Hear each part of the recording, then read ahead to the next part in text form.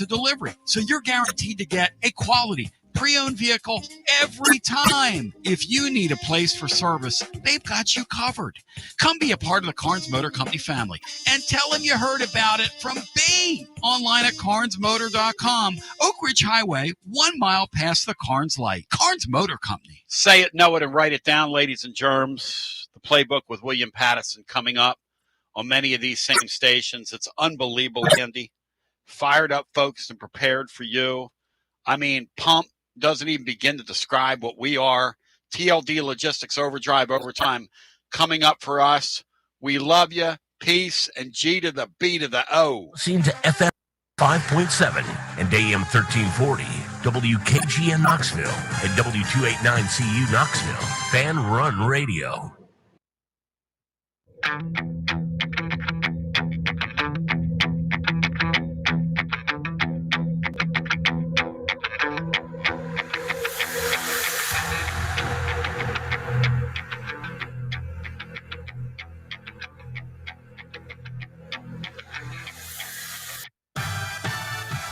And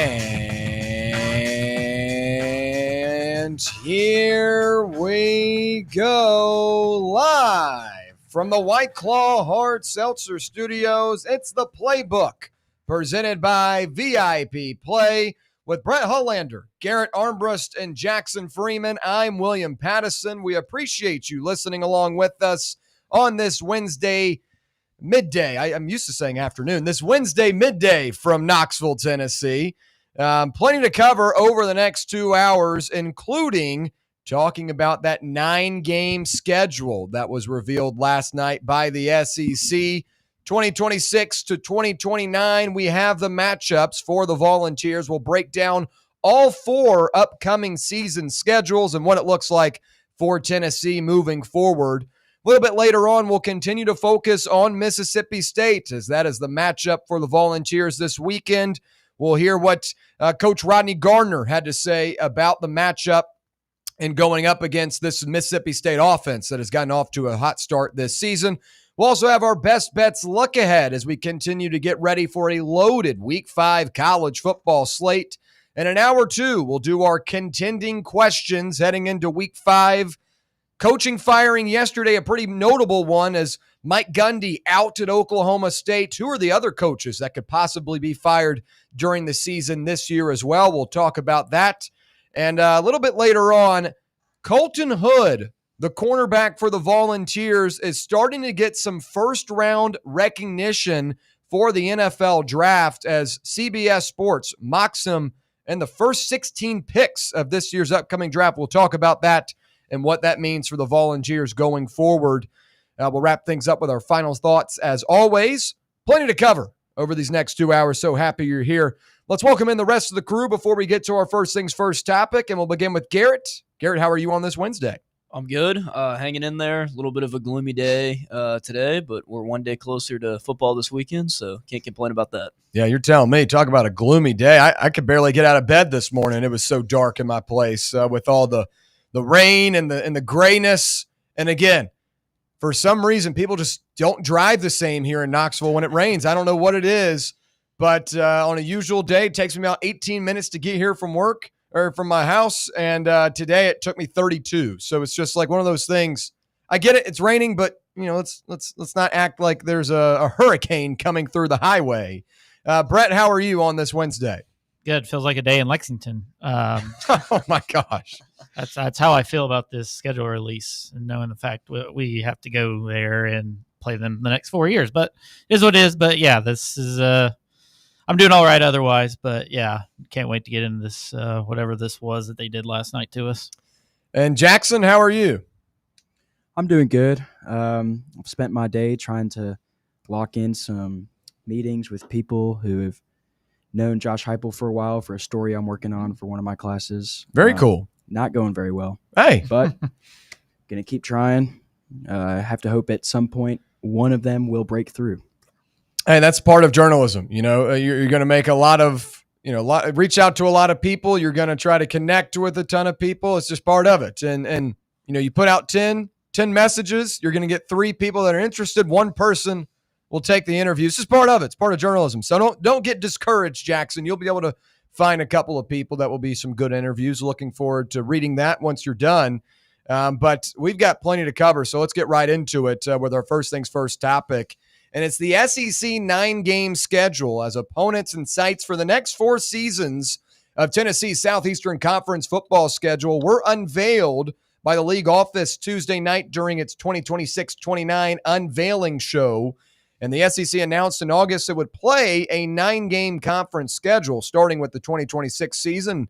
And in the new format, each SEC school will play each other, at least once every 2 years, and every opponent home and away for over 4 years, making it the most fair and balanced schedule in the history of the conference.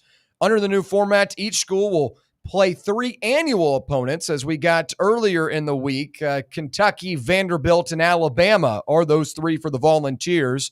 And then you'll have 6 other games that will rotate among the remaining conference schedule. And in 2026, Tennessee will welcome Alabama, Auburn, Kentucky, LSU, and Texas to Knoxville, and the Vols will travel to Arkansas, South Carolina, Texas A&M, and Vanderbilt. And before we get into the 2027, 28, and 29 schedule, let's talk about what's about to unfold next year as we now know Tennessee's schedule. So you got out-of-conference opponents in Furman to begin the season on September 5th, and then you match up with a Georgia Tech team that has done a great job over the last couple of seasons. You'll meet them in Atlanta.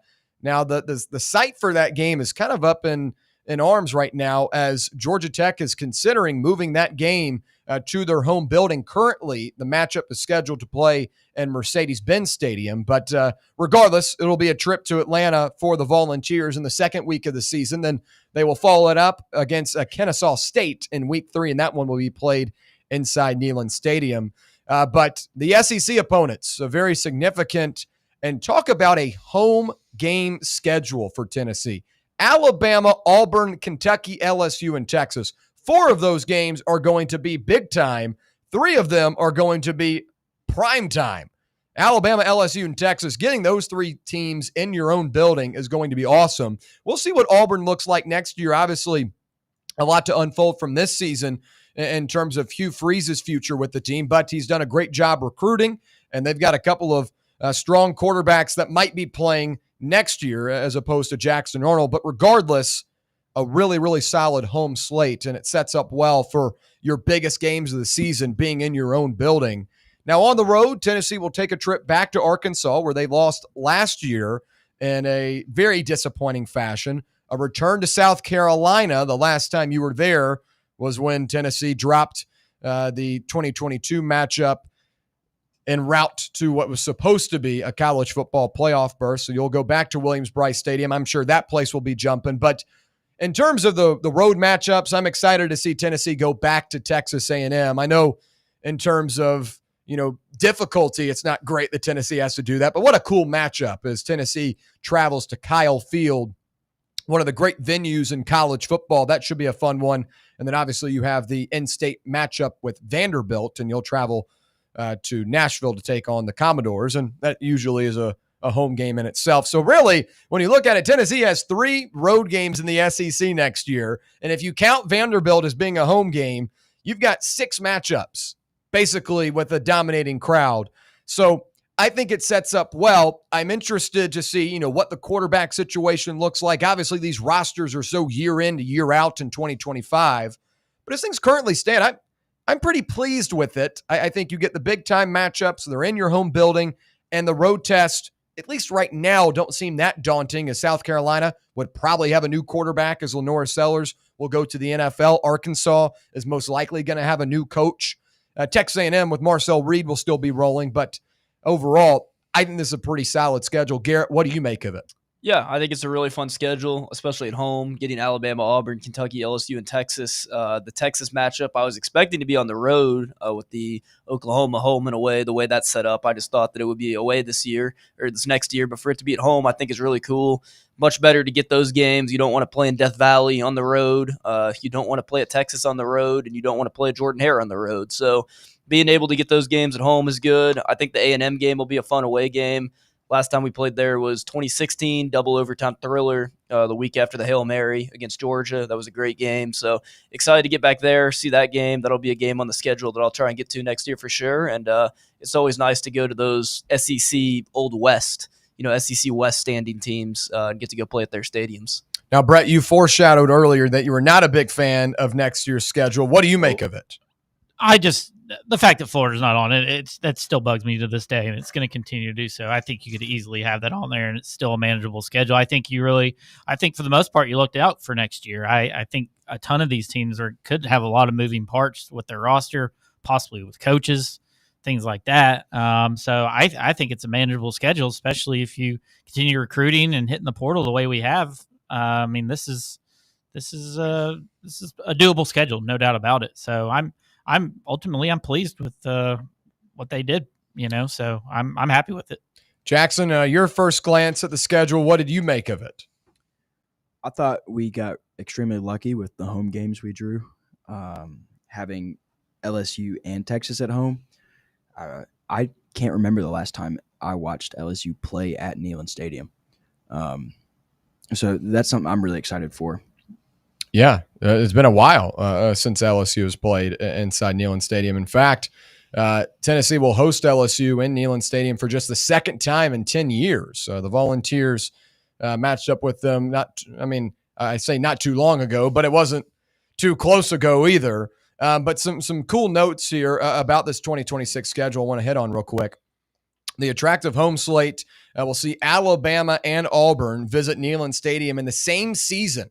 For the first time since 2004, it will be the Tigers' first game in Knoxville since 2013, the Auburn Tigers, that is. And obviously LSU making the trip their second time in 10 years, as I just mentioned. And then the Volunteers in Texas will meet in the regular season for the first time ever. All three previous meetings occurred in Cotton Bowls, including in 1951, 1953, and 1969. Tennessee hosts the Longhorns in 2026 and will return the trip to Austin in 2028. And the Vols will play Texas A&M in College Station for just the second time and first since 2016. And man, that was a good game as Tennessee went back and forth. One of the classics of the 2010s for Tennessee, even though it came out on the wrong end of the stick with Tennessee losing in overtime. Still a hell of a matchup, a hell of a game, and a great environment to go watch a football game in.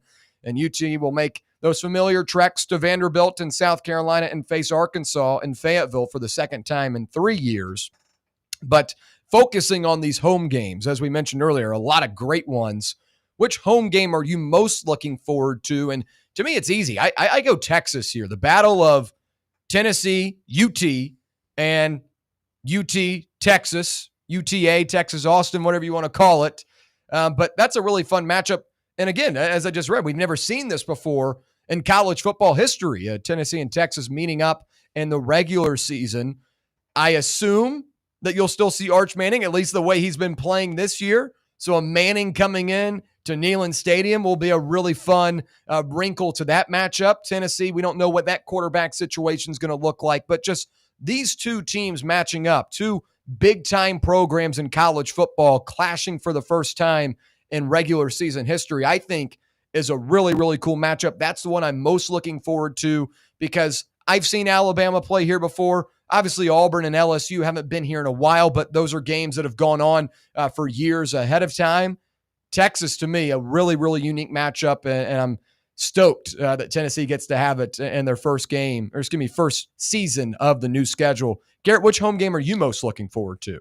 I think Texas is where I would lean to, but I think the LSU game will be really fun. Obviously, last time we played them, 22, go into their building for that noon game, run them out of the stadium.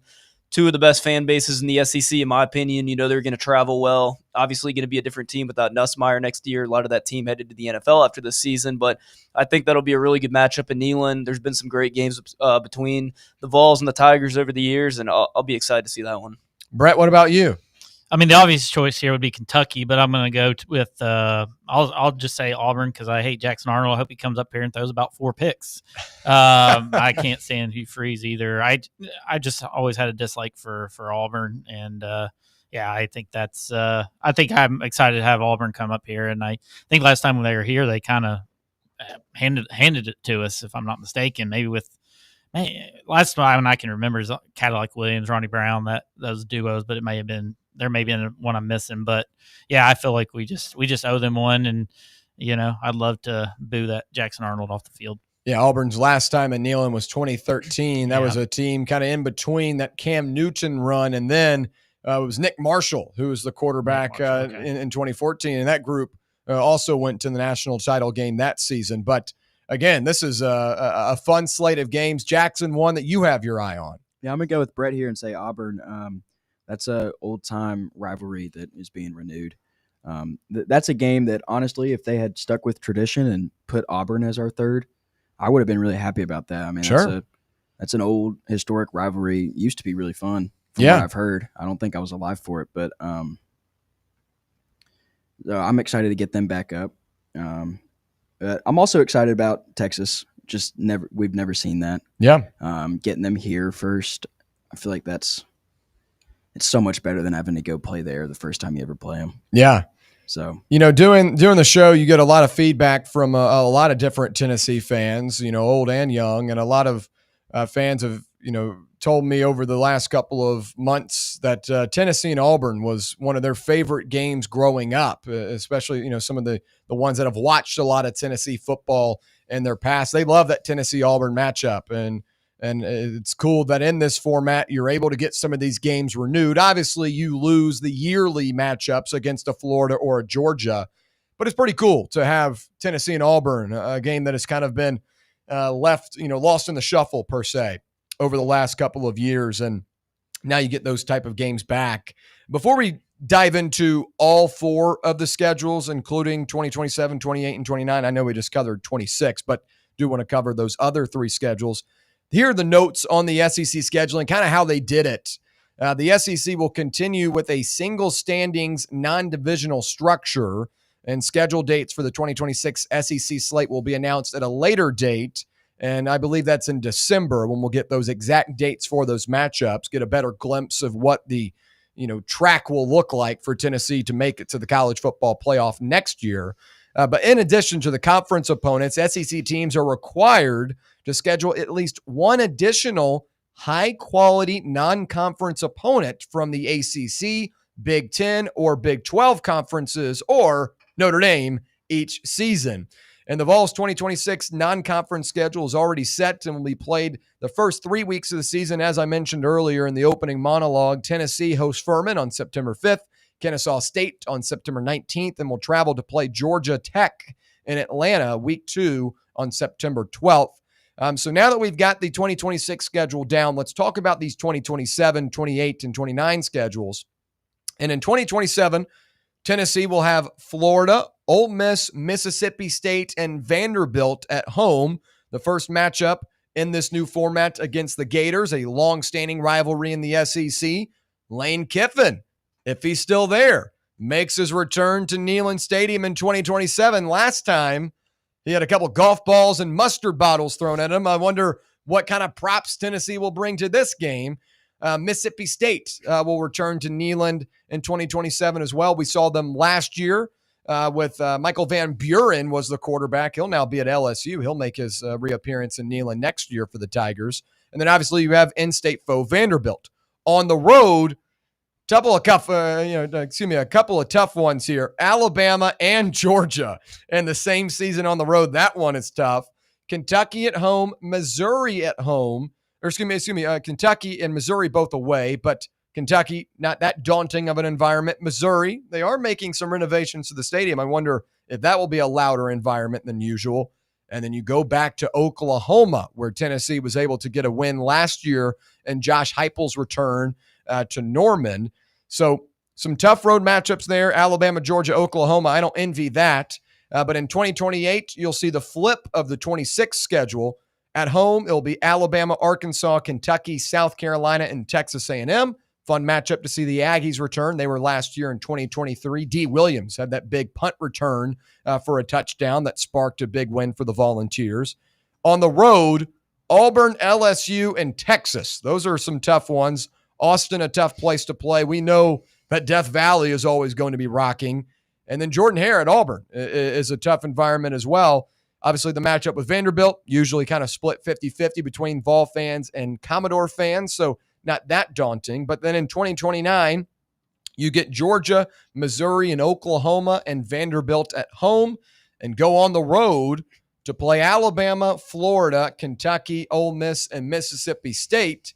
Alabama and Florida usually are kind of that way where you have to go up against them on the road in these current schedule formats. So that's going to be pretty similar. But a matchup with Ole Miss, I think, is interesting. Tennessee hasn't played in Oxford in years. I mean, I think I was there at the last time they played. It was like 2012 or 2013. It was a long time ago. But, again, in this new SEC schedule format, you get those type of matchups. You get to renew a trip to Oxford or a case like that. So looking at these three other schedules, 2027, 28, and 2029, which schedule sets up to be the most difficult? And I think any coach that got their schedule last night is immediately looking at the years that they have to go on the road 5 times. So I'd look at 2027 and 2029 automatically being put in the category of tougher schedules. I think 2027 right now is going to be your toughest because Alabama and Georgia, they're still going to be good football teams. It's really hard to win in Bryant-Denny Stadium. It's hard to win between the hedges and Athens. I think that's difficult. And then it depends. I think the Missouri game's kind of a wild card. You don't know what type of team that Eli Drinkwitz is going to have next season, but I think that's an underrated environment in the SEC. And then Oklahoma, personally, I was disappointed with in terms of the environment when we went there last year for the game. But I do think that Oklahoma is a tough place to play still. I just didn't think it was as loud as I had expected. But as you saw Saturday, if they've got a good football team, they'll get up and rolling. So I think 2027 right now, the toughest schedule out of the 4 for the Volunteers. Garrett, would you agree with that, or do you have a differing opinion? No, I would agree 27 would be the most difficult. I do think 28, though, even though it's only 4 games, I mean, the stretch of Jordan-Hare, Death Valley, and then playing Texas, I mean, those are 3 very tough games. I think every team in the conference, though, is obviously going to have a difficult road, schedule. Nobody's going to be able to evade with easy schedules like you've seen in the past couple of years, like Texas had last year, where maybe they had, a much easier schedule than some other teams in the conference. I think it's cool that they're doing this, though. I mean, if you're coming into college as a freshman, you can watch your team play every team on the road and at home. So I think it's cool the way they're doing it. But yeah, I would say 27 for me would definitely be the most difficult. Brett, would you agree? Yeah. Why in 29 do we not go to Georgia, but in 27 we go to Georgia? Let's see. In 27, you're away, so you go to Georgia. In 29, they come here. Okay, I got it now. All right. Yeah, I was confused. 27 is obviously most difficult one for me as well. I mean, for the reasons y'all kind of stated. So, all going to be fun, no doubt about it. I mean, these schedules are brutal nowadays, so it's going to be fun, no doubt. I think 2028 is also a little bit underrated too. Auburn, LSU, Texas. I mean, if you're stacking up what you believe are going to be the toughest games, like Alabama, Georgia, Oklahoma, I think is a strong 3. I'd almost say Auburn, LSU, Texas is a little bit stronger though. But again, just knowing Tennessee's struggles on the road, really just the SEC schedule, or SEC struggles, I should say, in general on the road, having to go on the road 5 times compared to 4, a little bit more difficult. But I look at 2028 too as a tough one. Jackson, would you agree there? Yeah. Anytime you have to go on the road and play in 3 of the best environments in football, I mean, that's going to be pretty rough. You don't get the benefit of the doubt of getting to go to a Mississippi State Davis Wade Stadium or Vaught Hemingway, where they only seat like 50,000 people. You got to go to, Death Valley, where they host 100,000. Auburn host 100,000. Texas is 100,000, I think. I mean, that's tough. 2027, you have Alabama and Georgia, which never a good thing to have to play both of them in their home stadiums in the same season. But yeah, I'd say 2028 looks a little tougher from a away game standpoint. Sure. Yeah, I'd love to know the last time Alabama and Georgia were both road games for Tennessee in the same season. Usually it's flip-flop to where one time you play Alabama, it's going to be in your own building. The next year, when you play Alabama in Neyland, you play Georgia on the road. I'd have to go back and look the last time Tennessee had to go on the road against Alabama and Georgia in the same season. A cool story here real quick from Buck on the live chat. I was a kid selling hot dogs at Neyland the last time I saw Auburn. It rained so hard the turf field, you could see the water separate when a player slid across it. Just showing, this game between the Tigers and Volunteers used to be one that was, played a good bit and then kind of went away. It hasn't become a common thing anymore. Again, really cool that you get these matchups renewed. Cool story there from Buck in the live chat. We appreciate you using that YouTube live chat as well. So overall, the 4 schedules have been revealed. I think every team is going to have their little nitpicks here and there, but in reality, every team is playing each other over these, next 4 years, and they're going on the road. They're, hosting these teams. The way it stacks up, I think, could be I guess specific to each team, but I kind of look at it as you got to play everyone anyway. So it's not like one team is getting the benefit of the doubt more than the other. I think Tennessee is one of the teams that benefits, though, from those 3 annual opponents in Kentucky and Vanderbilt, getting those 2 every year. 2 teams that have, at least historically, not been as strong over the last 10, 15 years in SEC football. Really could go beyond that, as Tennessee has dominated the matchup with the Wildcats. But, I think this is a fun schedule and a lot of cool games coming to Neyland Stadium here in the future. Jackson, something to add? I got your stat for you. 1969. Wow. Was the last time Tennessee had to face Alabama and Georgia on the road. Very cool. Thank you, Jackson. 1969, the last time Tennessee played Alabama and Georgia, both on the road in the same season. Tennessee won both those matchups, by the way. So history is in our favor. Yeah, there you go. History on Tennessee's side. And that same season, as I mentioned earlier, Tennessee played Texas in the Cotton Bowl. That was the last time these 2 teams have matched up. So that's very cool as well. So 1969 was a pretty specific year for the 2026, 27, 28, 29 schedule for the Volunteers. Cool stuff there. Thank you, Jackson, for the tidbit. All right, when we come back, we'll focus on Mississippi State. Get back to the task at hand this upcoming week as the Volunteers travel to Starkville, Mississippi to take on the Bulldogs. We'll tell you what Rodney Gardner, not head coach, but defensive line coach for the Volunteers, had to say about this Mississippi State offense. We'll break it down when we return right here on the Playbook, presented by VIP Play on Fan Run Radio. For the fans, by the fans, this is Fan Run Radio, Knoxville. Today, we raise a glass of Jameson Irish whiskey to the sport of football. Hear, hear! To Gaelic football, born in Ireland in 1885 in its thrilling blend of soccer, rugby and basketball. On a massive field, 15 players kick or hand pass a round ball that scored points over a bar or into a net. No pads, no helmet, no sense. Hear, hear! To college football, which kicked off in 1869 when Rutgers beat Princeton 6-4 in the Battle of New Jersey. With 11 players in helmets and pads, teams battle on a 100-yard gridiron with explosive pass plays and hard-hitting tackles. Unless you're called for targeting. Hear, hear! Since 1780, Jameson Irish whiskey has been enjoyed by sports fans all around the globe. Whether your football is Gaelic, American, or even soccer, we can all agree on super smooth Jameson Irish whiskey. Hear, hear! Ball fans, reimagine your home at Broadway Carpets and Flooring for any remodeling or building needs. With a variety of carpets, rugs, hardwood, vinyl, and stone, Broadway has all the flooring and installation options you're looking for, including pet-resistant products like Pet Perfect Carpet from Shaw Floors. Visit their showroom in downtown Knoxville or the location in West Knoxville located on Kingston Pike near Pellissippi Parkway today.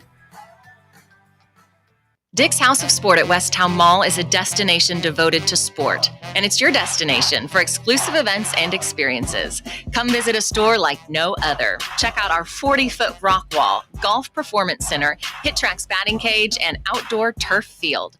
You can now rent our space for private events and birthday parties. Learn more about our events and exclusive product launches on Facebook and Instagram at Dick's House of Sport KNX. Dick's House of Sport, proud partner of Tennessee Athletics.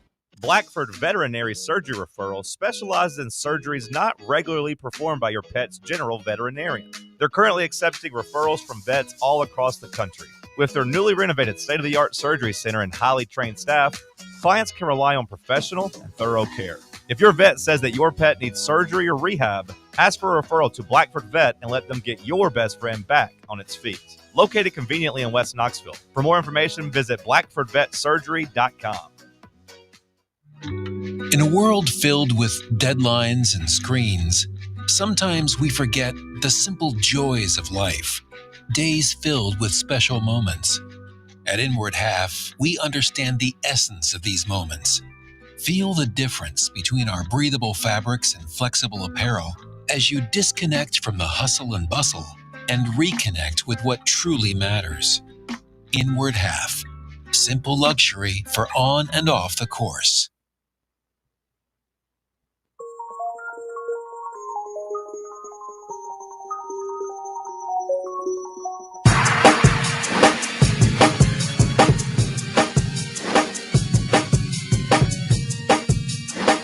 All right, back here on the Playbook, presented by VIP Play. We appreciate you listening along with us, whether it be on the free Fan Run Radio app, 105.7 FM or 1340 AM here in K-Town on the local dial, or on the X/YouTube live stream. However you're listening or watching, we do appreciate your time. Real quick before we get into this next segment, as you know, this show is sponsored by VIP Play, and one of our listeners, Shane Short, was the winner yesterday of the VIP Play sweepstakes.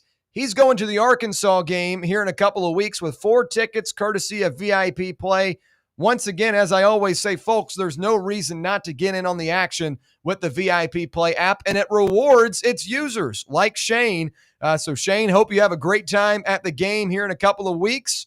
4 tickets to that Arkansas one. That's going to be a fun one. And it should be a great time. So congratulations on winning that. And thank you for using VIP Play. All right, let's get into this Mississippi State matchup once again.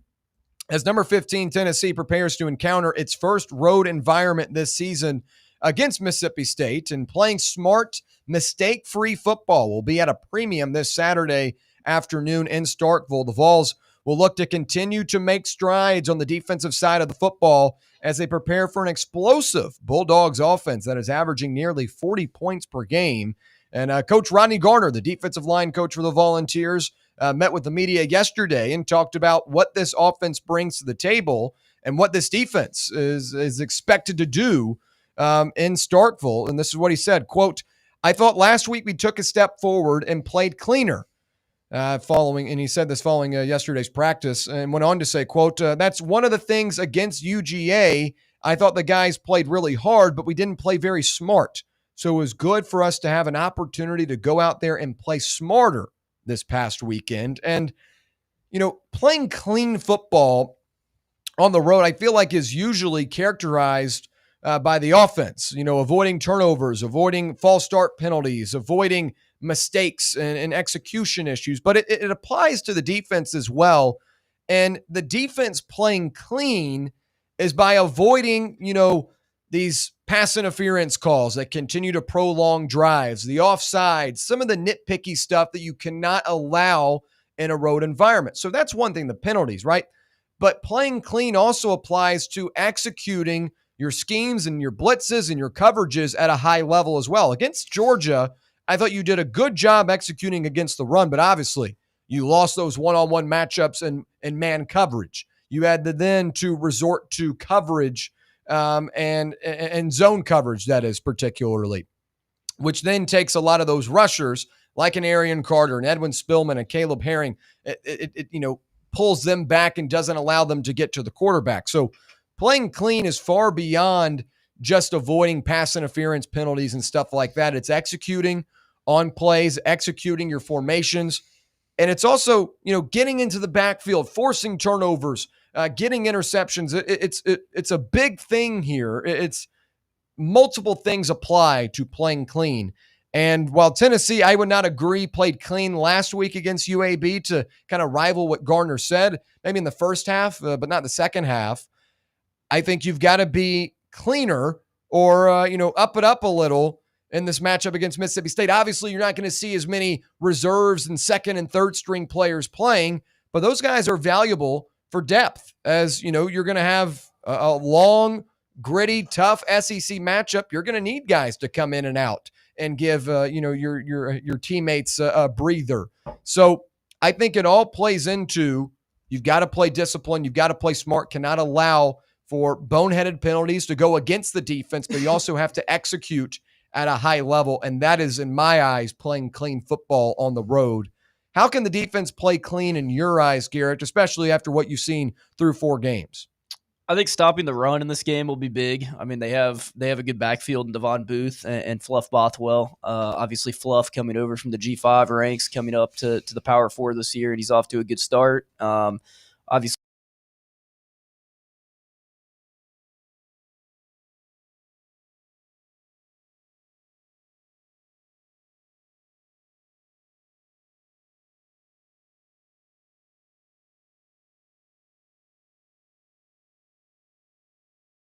will be big this week, for the line. And I think it's just an important to get off to a good start. This is a team that started out 17-0 on Arizona State a couple weeks ago that has one of the top defenses in the Big 12.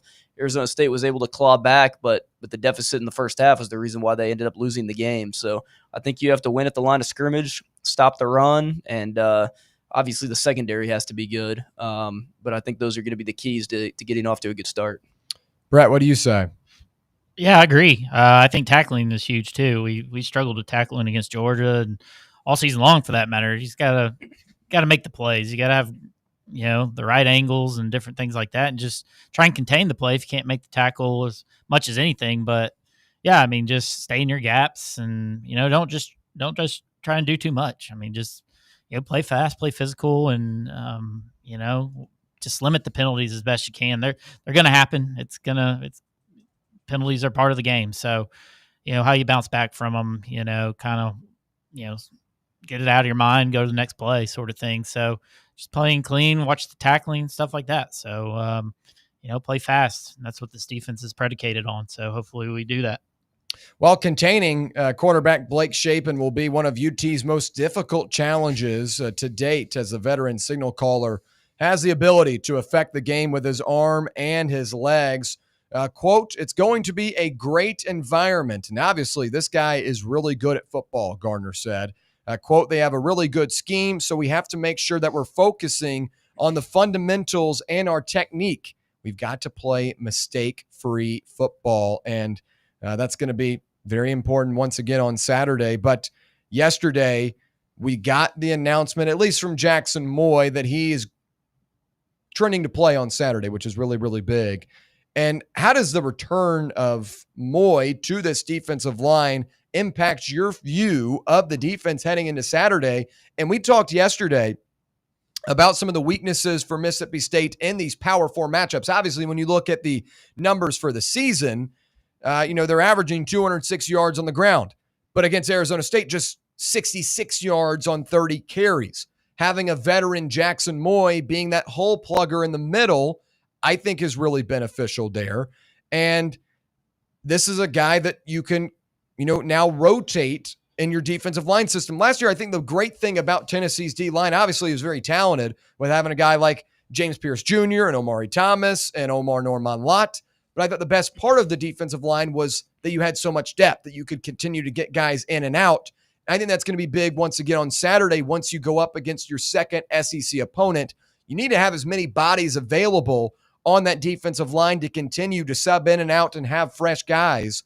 So I think it's going to be a big impact that Moy is here, because not only is he a valuable player and a valuable depth piece, but he's also a valuable leader. This is a guy that's played a ton of college football. You need a guy like that on your defensive line for communication purposes, for, just technique and all the other things that apply. So I feel better about this defense heading into Saturday with the return of Jackson Moy. There are obviously some things we need to see improved in the secondary, but I think the big story so far of this Tennessee defense has been the injuries. I mean, Jeremiah McCoy, we knew that was going to be a thing heading into the season, but first game of the season, it was Ricky Gibson and then Jackson Moy. David Hobbs was unavailable for the first part of this season as well. We look to get him back here soon as well, but this is a good sign because you're starting to get a little bit healthier, and that's really big for this defensive line that needs to have as many bodies available, especially the ones that are starting level players. So it gives me a good boost of confidence heading into Saturday's matchup. Garrett, would you agree? Or do you think that there's still some other concerns necessary and defensively that Moy's just, one part of it? I think both can be said. I mean, I think obviously the secondary has been the bigger issue, but I think having the ability to have substitutions on the defensive line is important, especially going up, against an SEC team. You're going to have a better offensive line than you've probably seen in any game this year other than Georgia, better than Syracuse, better than UAB and ETSU, obviously. And then it's going to be a road environment, and it gives you the availability where if someone gets banged up for a couple plays, someone can come in. If someone needs a breather, someone can come in. But I think the secondary is still the larger issue, especially with the wide receiver room that Mississippi State has. But it does help to be able to stop the run if you have a defensive line that's going to be able to substitute. Brett, would you agree? Or how big of an impact is Jackson Moy to you? I mean, it's just another body. You need as many bodies up there as you can. I mean, like Garrett said, I think he's more of a factor in the run game, things like that, goal line situations. Not as much on pressuring the quarterbacks on those third downs when I think those are a little more crucial, especially if you're worried about the secondary wideout sort situation. But anytime you get a 300-pound body with a ton of experience out there, it's not a bad thing. So depending on however many snaps it is, maybe just seeing him in pads and jersey again just motivates the team and things like that to the leadership standpoint. But again, it's all about the secondary for me, and it's going to continue to be that way, I think, even with Jackson Moy out there or not. Couple of chats on the YouTube stream. Landon Kelly asked, what was Moy's injury? Was it ever revealed? Curious to potential re-injury.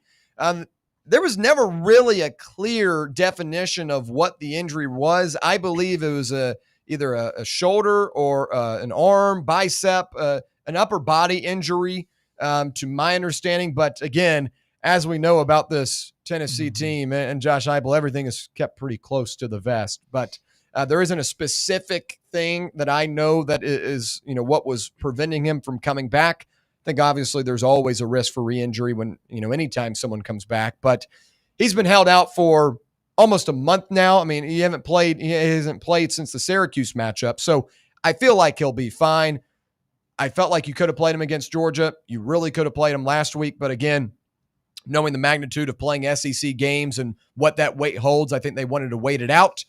Now he'll return to the field this week. I don't think there's a ton of concern right now in terms of re-injury risk. But I do want to talk about the offensive side of the ball real quick, as offensively the Big Orange will look to keep building off of their early season success and have that translate to a hostile road environment against a vastly improved Bulldogs defense. This is what tight ends coach Alec Albin said, quote, "They do a great job. They play really hard. They're coached really well, and they certainly make you earn it on Sunday and Monday in a game plan perspective. But the biggest thing I'll take from a year ago, they've upgraded personnel positions. They play with their hair on fire. It's a really good defense we've got ahead of us on Saturday." And one of those guys that he's referring to, Jalen Smith, a former Tennessee Volunteer who entered the transfer portal following Tennessee's 2024 season last year, transferred to Mississippi State, and he's going to be on the sideline for the Bulldogs. He's a player that plays a good amount of snaps for them as well, a starter at that linebacker position. So he's a guy that's pretty familiar with this Josh Heupel offense. I would say this one has been a little bit different than what we've seen in years past, but a former player, a former teammate on the other side for the Bulldogs this week. But I want to focus here on Joey Aguilar, as this is going to be his first real test in SEC play on the road. I mean, he's played a ton of college football. We know that. But, going on the road as Appalachian State playing at Clemson in North Carolina is a little bit different than a top 15 team in the country coming into your own building in Starkville. So I look for him to be composed as a guy that's played a lot of college football before, the veteran, and not let the moment get too big for him. I don't believe it will. I think if there was going to be a moment like that, we would have seen it 2 weeks ago against Georgia, as that was one of the biggest games of the weekend and one of the biggest games of his career. And he came out and completed the first 14 passes of the game, 16 passes of the game. So I think he'll be composed. I think the biggest thing for Joey in a matchup like this is communication with the offensive line, communication with the receivers and running backs, making sure as the quarterback of the team, everyone is as equally composed as you are. And that's something that he hasn't had to do yet in a game like this, facing a crowd like this. But from what he's shown me so far this season, I have to have the confidence that he'll be able to do it. Garrett, would you agree? I think so. I mean, I don't think Starkville by any means is, a real difficult environment. It's a unique environment with the Cowbells, but it's not an extremely difficult environment. On paper, your offense should still be better than their defense.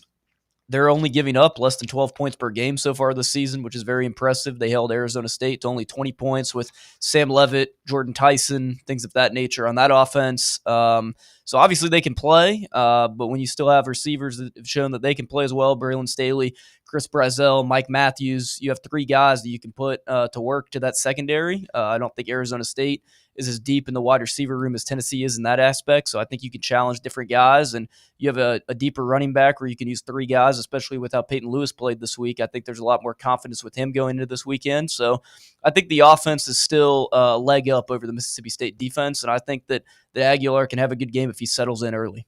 Brett, do you expect Joey to be composed on the road this weekend? Composed. I feel like he'll come out there with some confidence after these first 4 weeks and hopefully plays well. I am interested to see because we have started with our hair on fire to the tight ends coach's point of view. But then you got stagnant on offense. So, which side of the coin are we going to get to start this game? Are you going to get the one that are kind of what you say are the scripted drives or scripted plays? What do you do after that? That sort of thing. So this is an intriguing one because I'm wondering if this Mississippi State defense is maybe not a hair better than Georgia's a little bit. You watch what Leavitt couldn't do in the passing game against them, that maybe they are more formidable than we're actually giving them credit for. They're an experienced defense. A lot of juniors, seniors played a lot of football and got a chip on their shoulder. And I think they got nothing but confidence after that Arizona State game. And say what you want about the other opponents, but to shut somebody out, to hold them to 10 points, whatever you want to say, that's still playing solid D. You're doing what you're supposed to do. So I think this side of the ball, they may not have the names, but I think they're playing with as much confidence as they can. I think it's going to be very intriguing to see these two teams that coming into this ball game. Yeah, Mississippi State, as we covered yesterday, for the season, only allowing 136 yards on the ground. That ranks 9th in the SEC and 68th nationally. But again, as we mentioned, that Arizona State game, a little bit of an outlier as they got obliterated against the ground against Arizona State. 251 yards of rushing for the Sun Devils in that one. Alcorn State and Southern Miss and Northern Illinois. Arizona State was a little bit of a different story. That's a Power 4 opponent, but as both of you guys mentioned, Sam Leavitt, a quarterback that was highly regarded coming into the season, struggled mightily in that first half with 2 interceptions, 2 bad interceptions. But for Joey, I think he will be composed. But again, as Garrett mentioned, I think it's going to be important to run the football and to establish that early on in this one. Just ask a question. What's in my head? Like, is it? I'm trying to think of the number sounds 250, but they only gave up 20 points. So I'm wondering how much the rushing game actually even mattered for Arizona State. Like, in the game. I mean, they didn't even score in the first half. That sort of thing. So I'm wondering, like, it's the points allowed, compared to giving up 250. Like, something seems strange or off with that. Well, like when you hear the number, you're sure. like, oh, they scored 40. But when you hear he only passed, I guess considering he only passed for 60 yards, I guess that makes up the difference right there. Yeah, well, I think to answer that, it's also what this Mississippi State team does in the red zone. On 9 trips from opponents this season, they've only allowed 4 touchdowns. Okay. So Arizona State had a couple of possessions stall out due to turnover on fourth down or just having to settle for a field goal. So I think that is where that number then translates to the prior scores. Yeah. But execution in the red zone can be really key as well. This Mississippi State defense has done a good job in that department. But again, I think establishing the run early in this one with Star Thomas, Deshaun Bishop, and Payne Lewis is going to be a key for the Volunteers moving forward. All right, when we come back, it's our Best Bets Look Ahead presented by VIP Play. Stay right here. It's the Playbook presented by VIP Play on Fan Run Radio. Check out our new and improved website at fanrunradio.com. Attention service members and veterans. Introducing the Griffin Law Firm, your trusted ally in military legal matters. From court martials to benefit claims, at Griffin Law, your mission is their mission. Here's VFL Marshall Griffin. As a veteran and retired military attorney, I've successfully defended lifelong benefits and helped preserve professional futures. So I know that when you hire a military justice lawyer, you maximize your chance to get relief. With my unique experience, I can advocate for you because there's no military matter that's too big or too small. Let us help you make these critical decisions that could affect the rest of your life. Remain silent. Request counsel. Call Griffin Law. For a free consultation, call 888-707-4282. That's 888-707-4282. Or just visit griffinlawdefense.com. Yee-haw! I've been hooting and hollering ever since I started betting with the VIP Play app. VIP Play has more than 200 leagues, every bet type you can imagine, live betting and live hosts, all with 24/7 support from real live people when you need them. Start betting better with the VIP Play app today. Don't be a better, be a better with VIP Play today. Download VIP Play today or head to VIPPlayApp.com. Make sure you use the promo code FANRUN to take advantage of their welcome bonus and so they know that we sent you. Gambling problem? Call 1-800-8899-789. Must be 21 or older and located in Tennessee to bet. The number one problem we see at our clinic is delaying treatment. ED can get worse. Book your appointment right now. Call 865-544-8220. Prefer privacy? Book online in under 30 seconds at menspronknoxville.com. At our clinics, men's sexual health is the whole job. Look, I'm a normal guy too. I hate going to the doctor. But we've helped so many guys in here just like you. Even if pills have failed, our medical team is going to take the time to talk you through it. Same day in-house lab, and the treatments, well, they could change your life. Your local medical team has your back. ED, performance, Peyronie's, size and shape modeling. We tailor what works for you. I'll get to the point. Can you imagine epic performance and epic sex? Yeah, I said it. A stronger you is closer than you think. We're available right now. Call 865-544-8220. Or book in 30 seconds or less at menspronknoxville.com. Men's Pro Knoxville, making it happen. Rickard Ridge Barbecue, located in beautiful Cove Lake State Park. Rickard Ridge is home of the best ribs in the Volunteer State. Smoked daily by Pitmaster Mark Rickard. The barbecue at Rickard Ridge is mouth-watering, fall-off-the-bone delicious. Take the scenic drive up I-75 to exit 134. For directions and to look at the rest of the menu, visit Rickard Ridge online at rickardridgebbq.com.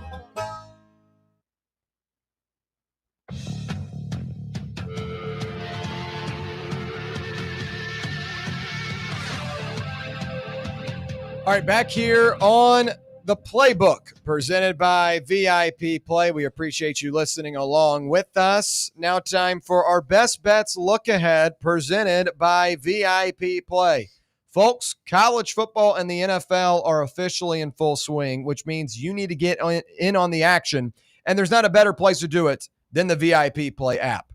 Go claim your VIP Play welcome bonus, and when you do, you'll get $100 instantly in bonus bets by using the code FANRUN. That's FANRUN in all caps to claim those bonus bets. And when you make your first deposit or bet to $20 or more, get $100 instantly in those bonus bets. And we've already got people in the chat today sharing their experience with the VIP Play app. 4 tickets to the Tennessee-Arkansas game given away to our friend Shane Short, headed to the matchup here in a couple of weeks, courtesy of VIP Play. No reason that you should not get in on the action. Gambling problem, call 1-800-889-9789. Must be 21 years or older and located in Tennessee to bet. Okay, Best Bets look ahead. A great week of games coming up, and we've got a lot of big-time matchups. Yesterday, we talked about some of these ranked versus ranked matchups, and we were eyeing those lines. Again, the system that I have in play is these ranked versus ranked games during the regular season. The home team is a favorite by 3 points or more, and we've got a couple of those systems in effect this weekend. Looking at a Georgia and Alabama, right now that line is sitting at, as I scroll down, I did all FBS. I need to go to top 25. Here we go. At 3 right now on the dot, or the Bulldogs, -3. This line opened at 4.5. You've seen it come down to 3. This is something we'll continue to monitor. But Penn State is a 3.5-point favorite against Oregon, and this is a tough one because I really do like what I've seen from Oregon over the last couple of weeks. Penn State hasn't really played anyone yet, so it's tough to get a real good gauge of what they are, but Drew Aller, QBR, not off to a good start, a 38.3 QBR after 3 games. And Oregon, with Dante Moore, continues to impress. I mean, hell, I know they played Oklahoma State, who just fired their coach, and Oregon State, who is not that good either. But they put up 69 points against Oklahoma State. They continue to run up the scoreboard on every team they play. I think they're one of the most underrated, undervalued teams right now in college football. But I will say, Penn State minus the 3.5. It seems like the right play. This won't be a top 5 win for James Franklin, which is kind of funny. We'll talk more about this game in our contending questions. But I feel like I've taken Penn State in this spot time and time again, and I'd be shooting myself short if I didn't once again, and it fits the system. Garrett, Oregon, Penn State, in your eyes, you feel like Oregon's just the better team, or is this a Penn State team that has yet to show what they are because they haven't played anyone yet? I think it's a mixture of both. I think Penn State is a very good team. They have a deep roster, much better wide receiver room than previous years. But as you said, the Drew Aller QBR below 50 is definitely a bit of a concern. I think Oregon obviously has shown that they're the better team so far through 3 games, but going into a whiteout is always going to be a tough game to win. Yeah, most definitely. The whiteout on Saturday, I think Oregon's doing a blackout. They're wearing all black uniforms like they did last year against Ohio State. But that one was when they were in their home building. This one will be a tougher matchup. Dante Moore is impressed, but he's yet to play in an environment like he will on Saturday. Another notable line movement, LSU and Ole Miss. Now, this one has been all over the place. The Rebels were plus 1.5 last week. Got all the way down to, up to -2, where the Rebels yesterday went down to -1. It's back up to 1.5. This is a game I'm monitoring because it's not going to necessarily fit into my system criteria for rank versus rank matchups, but I feel like LSU is a little bit overvalued right now because you look at their wins. That Clemson win in week 1 is not as strong as it seemed after they walked off the field. Florida threw 5 interceptions, and that was a 20-10 win, and LSU only scored 13 points as an offense. So I feel like the value could be on Ole Miss here. Trinidad Chambliss has been named the starter, the former Ferris State quarterback, now at the D1 level. Impressive through 2 games. I think that's the right move for Ole Miss, by the way. But I don't know. Oxford last year was jumping for that Georgia game, and I like the Bulldogs in that matchup. But the Rebels were able to come out with the win. Gonna be interesting to continue monitoring how these lines move this week. But when we come back in hour number 2, we'll do our college football week 5 contending questions, go around college football, answer some of the big ones, and then also talk about Colton Hood in hour number 2. He's starting to get first-round mocks for the NFL draft. That's something I did not have on my radar. We'll talk about what the experts are saying heading into NFL draft season with Colton Hood when we return right here on the Playbook, presented by VIP Play, right here on Fan Run Radio. Follow us on Twitter or X or whatever the they're calling it these days at Fox Sports Knox, Fox Sports Knoxville, Fan Run Radio. The Vols are headed to Starkville, and the Drive is headed back to the Casual Pint North Shore. Join Fan Run Radio for another Football Friday live broadcast of the Drive at the Casual Pint North Shore this Friday from 3 to 6. We'll have cold drinks, hot eats, and the best sports convo around as we get ready for the Vols in Mississippi State. It's The Drive, live this Friday at the Casual Pint North Shore, 2045 Thunderhead Road in the Blue Building next to Soccer Taco. Tired of waiting for the weekend or good weather to play around? From casual to committed, Back Nine Golf has got you covered. Open to the public and offering flexible membership opportunities, they offer 24/7 access to 5 different simulators, providing cutting-edge technology, instant swing feedback, fun mini games, and a wide variety of courses to choose from. Perfect for that solo round you want after work, or swing by with food and drinks for an afternoon with friends and family. No stressful tee times, no rain delays. It's Back Nine Golf your way. Book your tee time now at theback9golf.com. Have you ever found yourself wishing your clothes looked brand new again? Whether it's your favorite suit, that little black dress, or your comfy winter coat, Crown Cleaners can make it happen. From stubborn stains to delicate fabrics, the expert team at Crown Cleaners uses the latest cleaning technology to ensure your clothes come back looking and feeling fresh. Visit one of their 2 area locations, Kingston Pike on Bearden Hill or South North Shore Drive near Dunkin' Donuts. Online at crowncleaners.com. Crown Cleaners, a tradition of excellence. For over 3 years, Crumble Cookies has served the Knoxville area, from Clinton Highway to Parkside Drive. Even our friends out in Maryville have reached you, our fans, with the best cookies in the game. This fall, Crumble is gearing up for yet another fantastic season. Whether you're tailgating or looking for a pick-me-up after getting the kids from school, Crumble has you covered. Download the Crumble app to check out this week's rewards and features. And stop on by. Tell them Fan Run sent you, but don't miss the cookies. You're listening to FM 105.7 and AM 1340, WKGN Knoxville, and W289CU Knoxville, Fan Run Radio.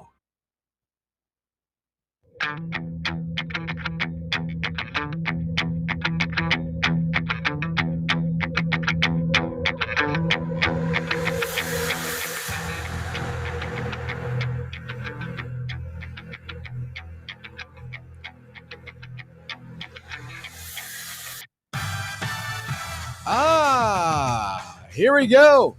Hour number 2 on a Wednesday, live from the White Claw Hard Seltzer Studios. It's the Playbook presented by VIP Play. Brett Hullander, Garrett Armbrust, and Jackson Freeman joining you. I'm William Pattison.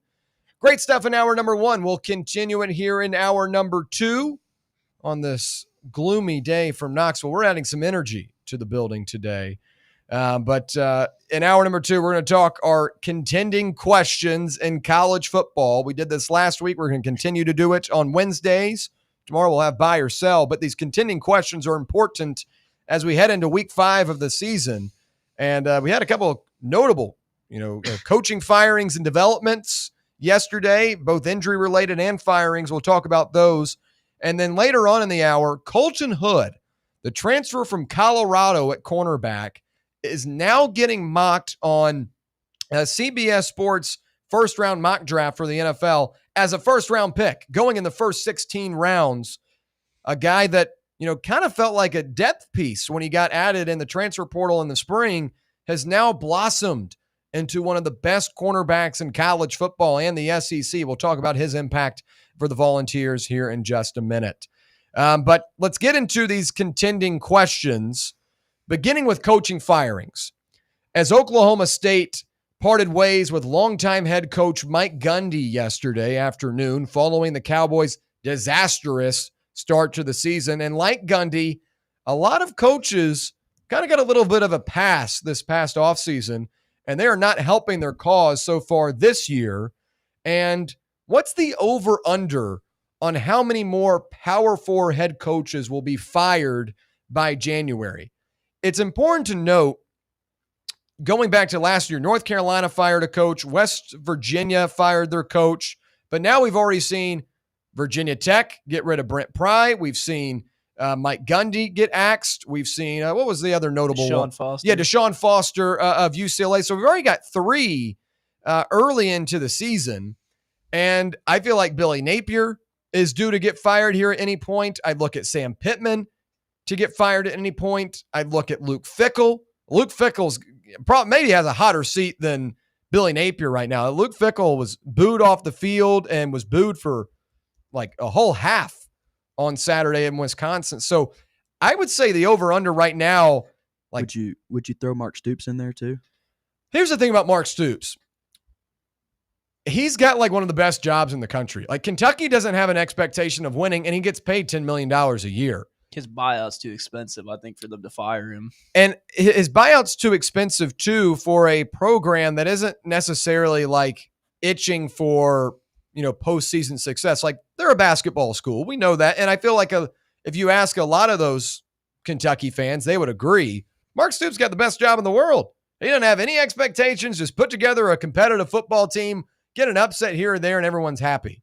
But if I had to set the over-under, in addition to the 3 we've already gotten, I'd probably say 7.5, 8.5. Because I'm throwing Napier in there. I'm throwing Fickell. I'm throwing Pittman. Northwestern, David Braun, another guy as well. And then, like, you have some of these toss-ups, like a Dave Arianda at Baylor, a Tony Elliott at Virginia. I'd say 7.5, 8.5 right now will be my projection. And Dabo's not getting fired. Dabo does not deserve to get fired. Yes, he does. No, he does not. What about what are the expectations? Dabo Swinney does not deserve to get fired from Clemson. Okay. What about most talented team he's had there? I know, but what other coach has brought that type of success to Clemson before he arrived? What have you done for me lately? Won the ACC title game last year. Won the ACC title game. All right, he's a joke. He's not taking. I mean, come on, you can't lose these games he's losing right now. And it's not going to get better. Well, I mean, that's not the right mentality for anything. How do you know it's not going to get better? They don't like him down there either anymore. His comments. The fan base is tired of him. Just because things might be hotly contested right now. I want out if I was He him. did say today they're not going to win the national championship, but they could win. Oh, actually, I don't know if it was today. He said they won't win your season's over. Won't win the national championship, but they can still win the season, which I don't really know what that means if you're not competing for a national championship. So, but on a different hand, what about a Shane Beamer who has another letdown season in South Carolina? Yeah, Beamer's interesting because last year I thought South Carolina narrowly overachieved. Like at the end of the second half of the season, I thought they were a team that like had gotten their footing under them and started to win some games. That Clemson win last year was really impressive. And they were on the fringe of being a college football playoff team. But like that loss to Ole Miss at home when they lost 27-0 or 27-3, whatever it was, that was like, that would have been the start of this year being a true hot seat season if they had finished like 7-5. I don't think they'll fire Beamer though. Unless Beamer took another job, I don't see him leaving this offseason from South Carolina by way of firing. I know this was a disappointing year, but there have been a number of those. I mean, hell, Texas could still be in that category this year with all the talent they have and what they've shown. But I'd say about 7.5, 8.5 would be the line right now I would set for the amount of coaches fired, including what we've already seen. Garrett, what would your answer be? I would lean probably even a little higher than that. I think Scott Satterfield, Cincinnati coach, is another one that could be out. I think Fickell's out. Mike Loxley was a name that I thought might be out after the season. They've got off to a much better start than I expected. They're 4-0, I believe, now. Still, they have the brunt of their Big Ten schedule to go. They could lose in, but with the fact that they have Malik Washington at quarterback, I don't think that'll be happening this year. But as you named, those are kind of the names that you said, I mean, are the names that everyone expects. I think Pittman and Napier, the two definites that I would expect to see in the SEC at the end of the season. But firing a coach is harder than you think it is because you have to think, can we bring someone in that's really going to be better than what we have? And that's a guy like Shane Beamer. Maybe he hasn't done 100% what you would want him to do, but are you really going to be able to fire someone that has the immediate success of him? Probably not. Yeah. Brett, what would your answer be? Yeah, I mean, I agree with y'all. I mean, the question is not if, it's when. I mean, it'd be hard. I mean, because I feel like it's weird that you would fire a coach before the season's over, but it must just be that bad because, I mean, what are your options? You just holding out hope that, I don't know. It's a weird one for me to just fire somebody before the season's even over. I mean, some of these teams should have probably done it before the season even began, but I feel like in Napier's case, I feel like the team's competing. when you talk about their defense and things like that, and they did get better as the season went on last year, so maybe there's hope for them. But Pittman feels gone. But again, I don't know. It's a tough call on some of these teams for sure. For Napier's case, I think the biggest indictment on him is that he's the offensive guy. He's the one calling the plays, and their offense is the one that looks terrible. Their defense is they've recruited well, and he's a good recruiter. But the defensive side of the ball is carrying all the weight, and offensively, he's the guy calling the plays, and they can't score or can't get in the red zone. I can't believe he hasn't relinquished the calls once. Well, now he has. They're going to the QB coach now. Yeah. Okay. And that might be a little too late type of move, but is Lagway just hurt? Well, Lagway is in a walking boot, but he did practice today. I mean, it's crazy the regression he's had. Well, he doesn't even look like a competent quarterback. I will say, I think this offseason, it was well documented that he was in a boot for much of this offseason and didn't get a ton of practice reps and stuff like that. I think that type of stuff could be hurting him as well. Some of that chemistry that you form with receivers. And they didn't bring in a ton of new guys, but like a Vernell Brown, a really fascinating freshman wide receiver, is a new addition. Dallas Wilson was a guy that they wanted to see, but haven't been able to see him due to injury. But really the only consistent player they've had from last year is Eugene Wilson III, but he was a guy that missed a lot of last year due to injury. He got hurt in that Tennessee game. And I can't remember his first name, but Mizell is another rotational wide receiver for them. But I just think the chemistry hasn't necessarily been formed there. It's crazy. But I mean, I think it's a matter of if not when for Napier if he's not able to string together a couple of wins. Maybe after that Texas game at home, if they lose that one too, I feel like that's one of their biggest games of the season. But you've already seen one player for Florida today, Dijon Johnson, one of their cornerbacks. He's redshirting the rest of the season and maintaining his eligibility going forward. So already got a couple of guys saying, I'm not going to risk the rest of this dog crap here. We'll move to James Franklin in the big one. Always going to be a storyline when James Franklin is going up against a top-tier opponent. And, doing the prep work today, I kind of chuckled when I realized that Oregon is number 6 this week.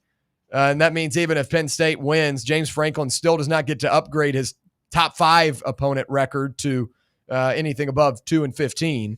But it would at least up the top 10 mark to 5-20 if they win this week. And obviously that's not strong either, but does a win over Oregon and the whiteout this week finally end the talk of Penn State unable to win the big game? And on the flip side, what does a loss do to their playoff chances?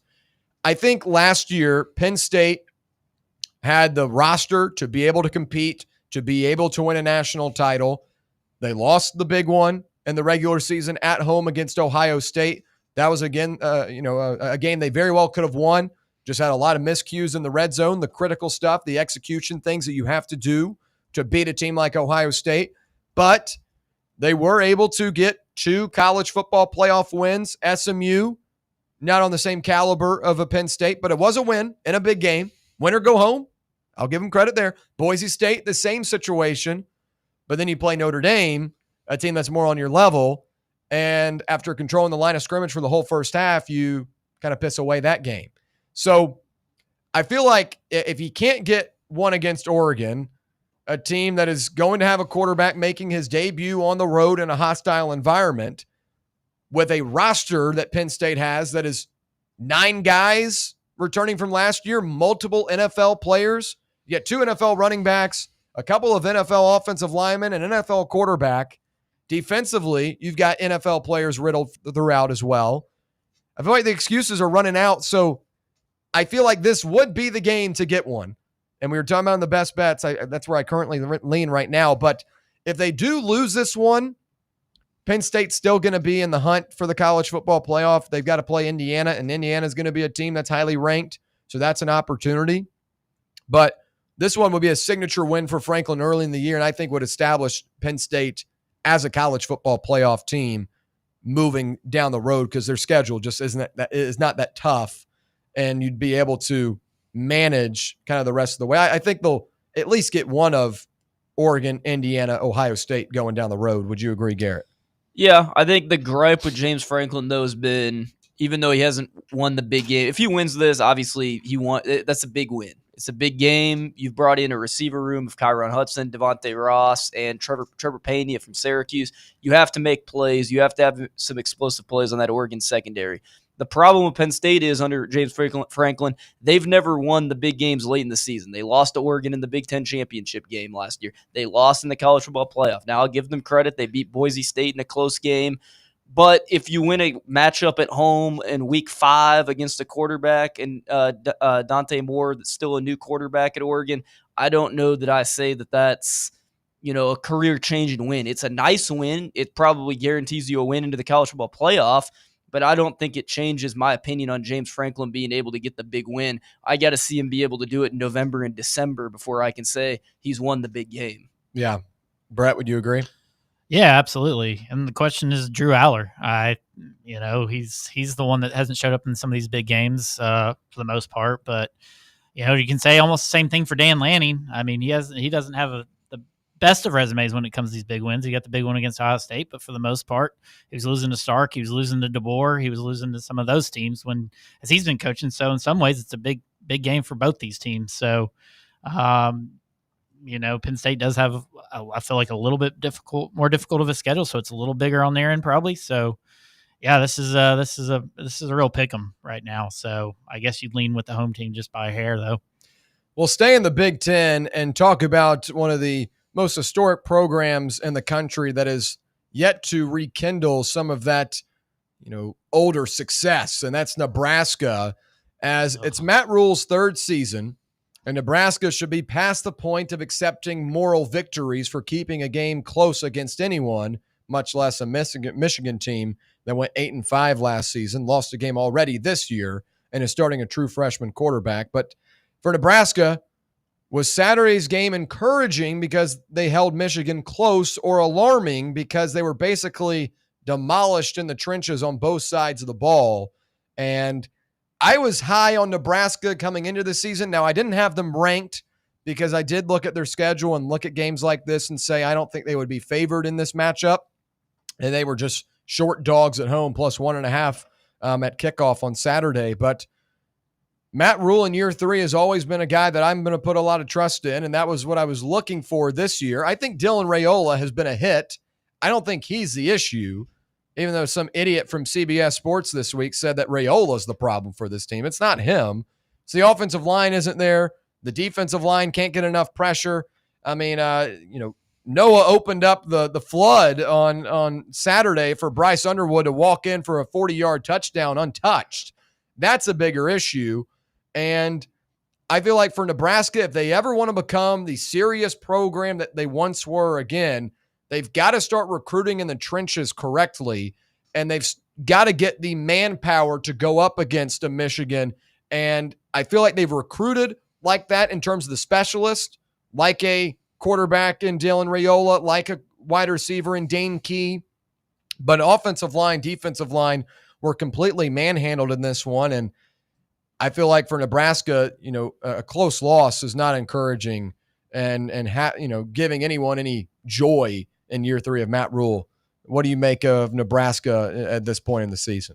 I would say it's the opposite of encouraging. This was a game I said last week I thought they would lose in the trenches to Michigan. It's exactly what happened. Bryce Underwood threw for 105 yards, and they still scored 30 points. So I think Nebraska, as you said, I don't think Dylan Raiola is the issue. I don't think their receiver room is necessarily the issue. I think the issue is they're getting beat up at the line of scrimmage. This is what happened when they played Indiana last year. Indiana hung 200 points on them in a regular season game. They gave up, 60 points to Indiana in the regular season last year. You give up 30 points to a Michigan team where your quarterback throws for 105 yards.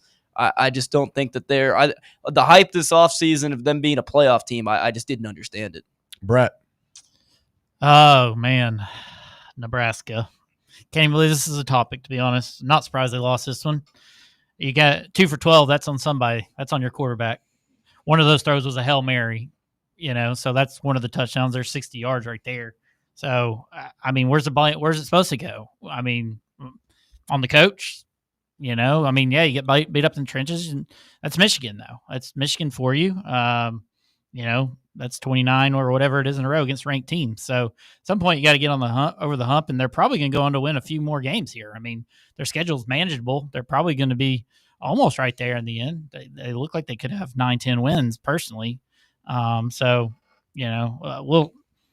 I don't think very much of Nebraska though overall. So not surprised. I feel like Nebraska's a team though that, I wish was good in college. Like there's some programs that I think college football is better off when they're rolling. Like Florida State, a team like that. Like I think college football right now is in a better place because Florida State's good, Miami's good. And I know for like SEC fans, they don't want to hear that, but like seeing that Florida State's got a good football team, that's a great environment to go see watch a game or, see a game on TV. And like that Alabama-Florida State matchup was, obviously very fun for Tennessee fans to watch as Alabama gets pummeled in the opening game of the season, but also the tomahawk chomp and full effect. Like that's fun. Teams like that is what makes, college football really fun. I feel like that's Nebraska, but they've never been able to find their footing over the last, since 2010 was the last time they were really, really good when Ndamukong Suh was rolling around. And I thought this could be the group that could turn things around, but quickly through a couple of games, we've seen that the offensive line, defensive line, not there. Earlier today, we talked about the SEC 9-game schedule being revealed. They're not the only team moving to a 9-game format. And if you recall, 9 conference games began with the Big 12 in 2011 for a perfectly logical reason. It was a 10-team league that could play a true round-robin schedule. But at some point, it became a means to deal with a completely opposite issue. The conferences got too big, and the schools weren't facing each other enough frequently. And now all the Power 4 conferences are switching to the 9-game format.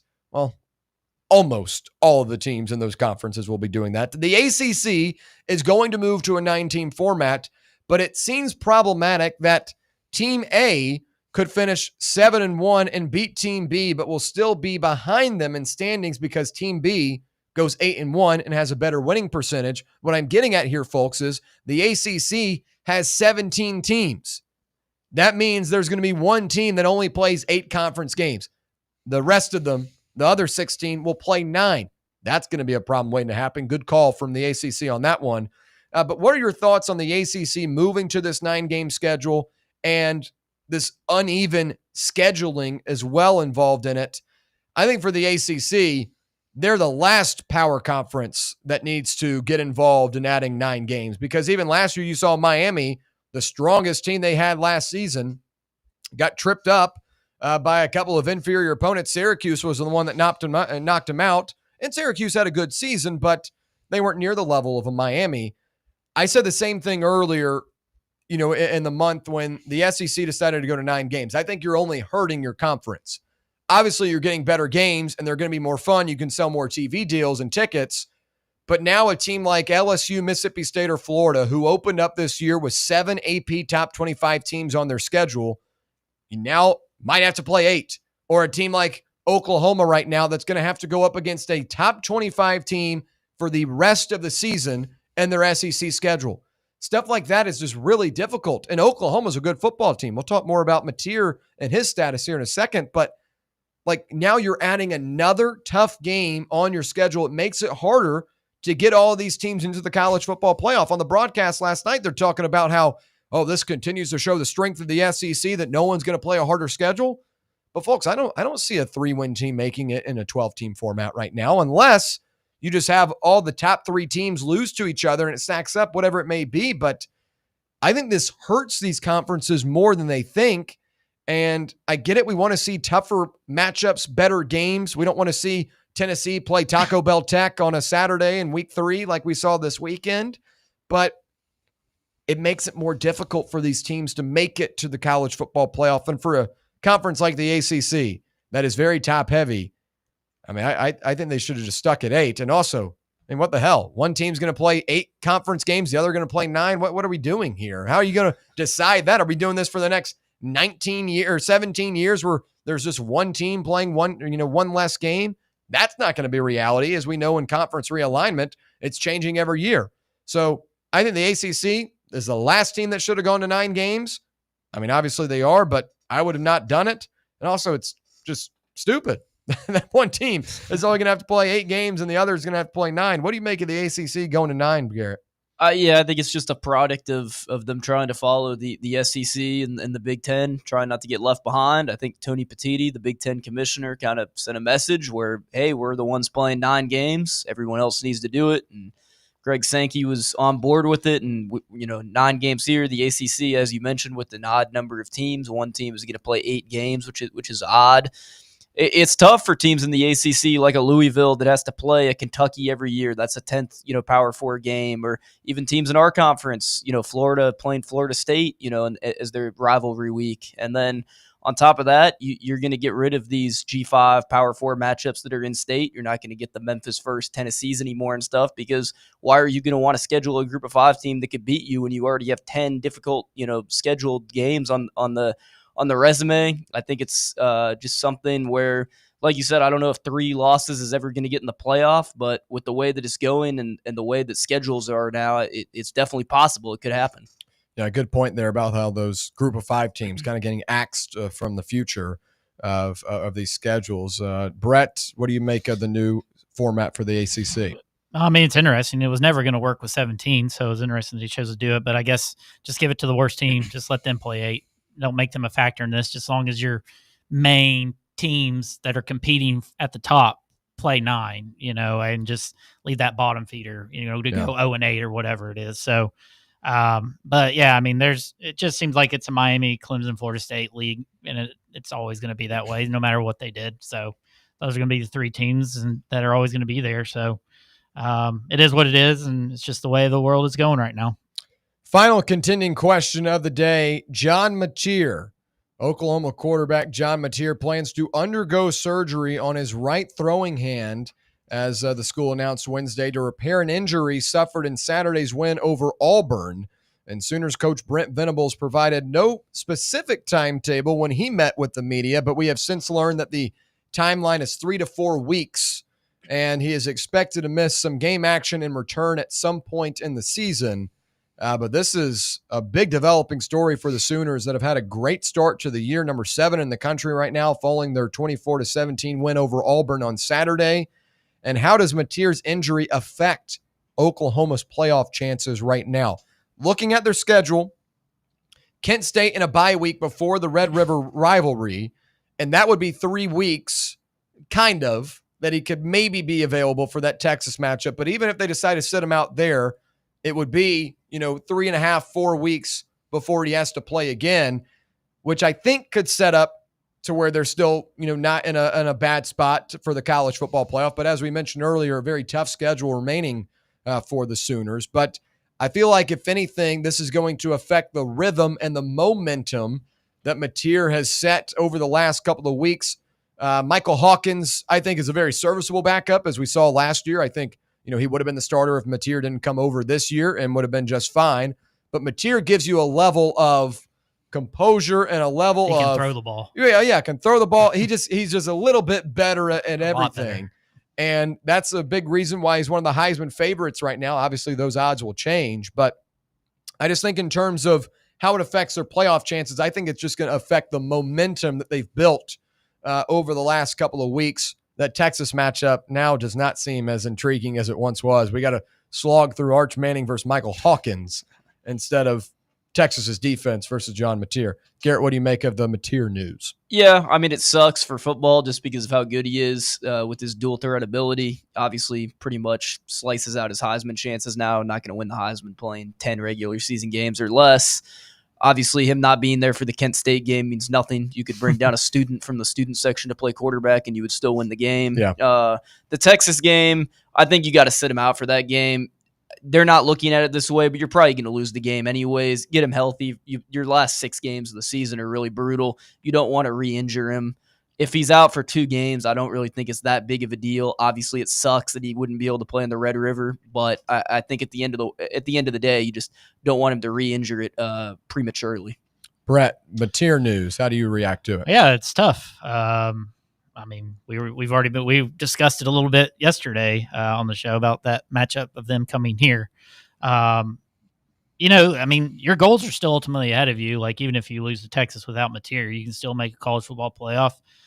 South Carolina doesn't look as daunting as it once did. So going on the road there. I mean, you might not have him for your big rivalry, but your long-term health is more important for him, and preparing for his long-term future as well. So it kind of sucks it's his throwing hand, because I wonder if he could play with non-throwing hand. But yeah, it's a tough blow for Oklahoma, no doubt. Jackson, Mateer injury news. How does that affect Oklahoma's playoff chances? I think it'll depend on how Hawkins plays in the Red River rivalry. That is a mouthful. Yeah. I don't expect them to go out and lose to Kent State. But I will say I hope it keeps him out till November 2nd.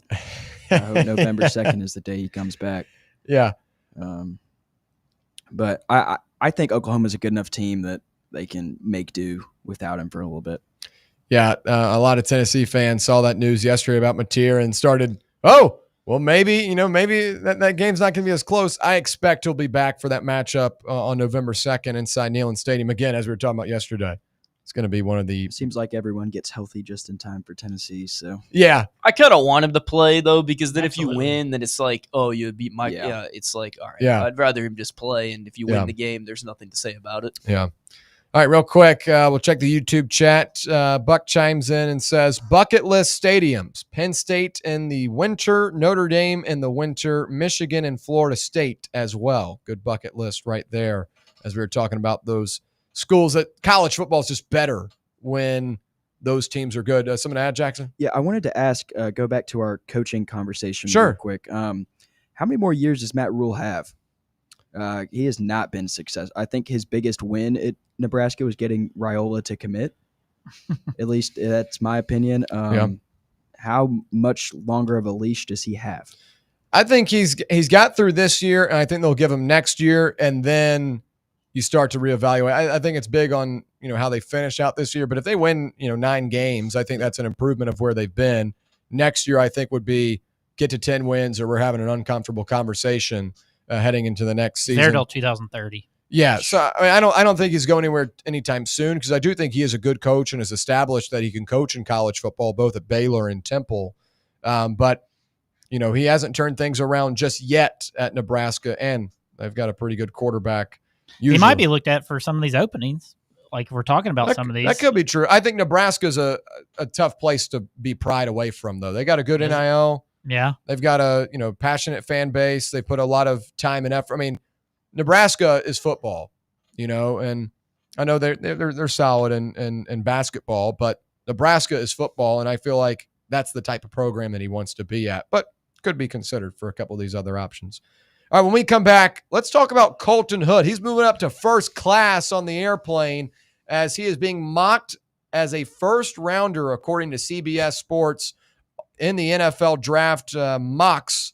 And this is a guy that came in from Colorado, is impressed so far, and we'll talk about what he means to the Volunteers when we return right here on the Playbook, presented by VIP Play on Fan Run Radio.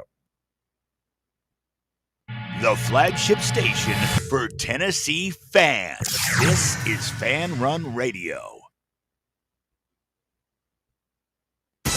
It's time for the North Knox Siding and Windows High School Football Player of the Week. Brought to you by North Knox Siding and Windows. Call 865-689-0505 or visit them online at northknoxsidingandwindows.com. This week's North Knox Siding and Windows High School Football Player of the Week is Halls High School's Dom Culp. The senior linebacker led the Red Devils to their first win of the season last week, 38-24 over William Blunt. Culp finished with 13 total tackles, including a sack, and also had 1 interception as Halls improved to 1-3 on the season. Halls High School's Dom Culp, this week's North Knox Siding and Windows High School Football Player of the Week. North Knox Siding and Windows, locally owned and operated. They can handle all your siding, window, gutter, and roofing needs. Call 865-689-0505 for a free estimate or go online to northknoxsidingandwindows.com. Hey, football fans, this is Stats. And this is the Sheik, and together we are the Cover Boys, and we cover college football like no one else. Each week, we preview all the big games in college football, and we may not tell you who's going to win, but we'll tell you who's going to cover. Our patented right sides are clicking at 66% against the spread all time. So join us right here every Friday evening at 8 for the Cover Boys on the official voice of Tennessee fans, Fan Run Radio. And enjoy the winners, everyone.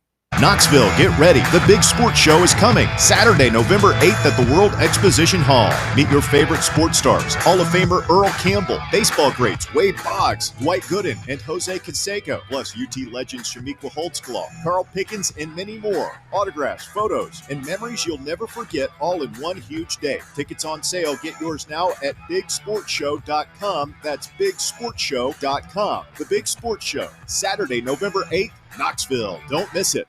Hi, I'm Bo Cregner with the Cregner Group at Realty Executives. You know, the real estate market, like all other markets impacted by the economy, is changing all the time. And it's never been more important to be personally represented by a trusted real estate specialist. I can't emphasize enough how important it is when selling or buying to be individually represented. Call me today for a free consultation. My number is 865-742-1035, and my website is BoKnowsHouses.com.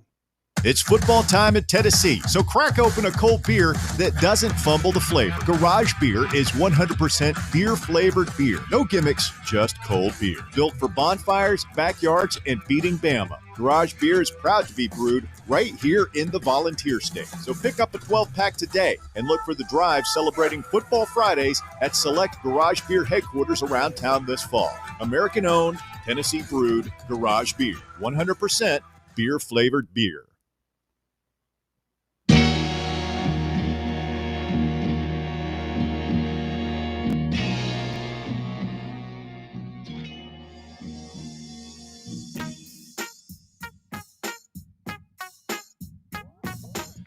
All right, back here on the Playbook, presented by VIP Play. We appreciate you listening along with us, whether it be on the free Fan Run Radio app, 105.7 FM or 1340 AM here in K-Town on the local dial, or on the X/YouTube live stream. However you're listening or watching, we do appreciate your time. Okay, let's switch back over to Tennessee football real quick. A little bit of an update on some injury news. Pete Nakos of On 3 reporting that multiple Tennessee Volunteer defensive players are supposed to return after the bye week heading into Arkansas. So Nakos is reporting that Jeremiah McCoy is expected or trending in the right direction to be available for the Volunteers matchup inside Neyland Stadium against the Razorbacks. Again, that's following the bye week. And David Hobbs also on that same trajectory. Jackson Moy will be available on Saturday for the Volunteers, as he announced last night. But two big-time players for Tennessee, David Hobbs and obviously the projected first-round pick, Jeremiah McCoy, expected to be back against Arkansas following the bye week. So what that means to me is Jeremiah McCoy and company are getting ready for the second half of the season. You're going to get some rest in that bye week. You're going to get the opportunity to reevaluate things, but Arkansas is where you start the home stretch of your season. Play the Razorbacks at home. That's a rivalry, not a rivalry, a get-back spot from last year as you fell on the road in Fayetteville. And then you go play Alabama, Kentucky, Oklahoma, Florida, Vanderbilt. That's how you end out the schedule. Obviously, New Mexico State thrown in there. But you need McCoy back, especially for that Alabama matchup. And with what we're about to talk about, you have both McCoy and Hood in that secondary. Ooh, that's a good sign for the Volunteers. As we talk about Jeremiah McCoy and Colton Hood, Tennessee football could have two cornerbacks selected in the 2026 NFL Draft, as injured All-American Jeremiah McCoy and newcomer Colton Hood have both made CBS Sports' latest NFL mock draft as first-round picks. Now, McCoy, 6'3", 193-pounder, is the number one ranked cornerback in the draft class, despite recovering from that ACL injury, and he's projected to go to the Cincinnati Bengals at number 11. But just right behind him, joining McCoy, is another Volunteer defensive back that has emerged in the early part of the season. That's Colton Hood, as CBS projects Hood to go number 16 to the Cleveland Browns. Here's the write-up on what CBS says. If Jeremiah McCoy ever gets back healthy this season, well, we just got an update on that, the Vols will undoubtedly have the best cornerback duo in college football. That's because Hood has emerged after transferring from Colorado as a lockdown corner in his own right.